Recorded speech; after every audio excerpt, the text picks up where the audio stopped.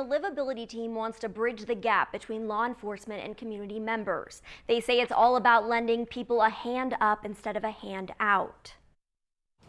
I will see you. You're cold. I know, it's freezing out here. On the streets of downtown Medford, you'll find an unconventional friendship. He's a great guy, very intelligent. He has a great story. Soft-spoken, reserved, kind are just some of the ways Medford Police Officer Jennifer Newell talks about her friend Joe. There's a big smile. Yeah, he loves to laugh. For us, that's a big part of this, you know? Maybe that person hasn't smiled in I don't know how long. The 57-year-old has been homeless for 6 months. He declined to be interviewed and asked us to keep his anonymity. He's very humble. He doesn't want help. He's told us that other people deserve help more than he does. How's it going? Newell is one of 5 officers in the Medford Police Department's new livability team, Miss Hinkley. working to build relationships with people like Joe.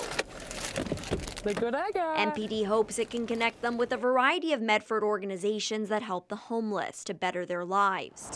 Are those the right ones? A lot of people that we encounter out here are in what we like to think of as a survival mode. I'm enrolled in the Kelly Shelter. And they're more looking for just where they're going to get their next meal, where they're going to lay their head that night. So this is where he hangs out. When she first met Joe, Officer Newell says the team worked to find him a roll-in shower, some new clothes, and get him enrolled in services like the Oregon Health Plan. Until we build that trust relationship with them, all we can assess them on is what we see with our eyes. But Officer Newell says there was still one thing Joe desperately needed, although he never admitted. He, lives in his wheelchair. He sleeps in his wheelchair, eats in his wheelchair, communicates from his wheelchair. Joe lost one of his legs in a motorcycle accident in the 80s.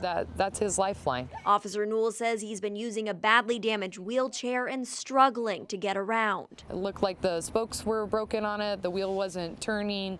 He had a pad on the wheelchair that wasn't functioning correctly. After pulling some money from the livability team's budget, Officer Newell says she knew what they had to do. I think he was shocked, yeah. I don't think that he really thought that was possible. The team delivered Joe his new set of wheels this fall. The moment, Officer Newell says, is one she and the department won't soon forget.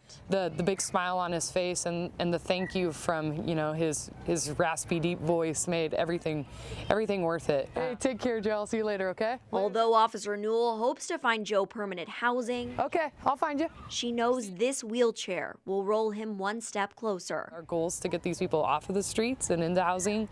So any way we can help with that or make them comfortable in the meantime, that's what we're trying to do.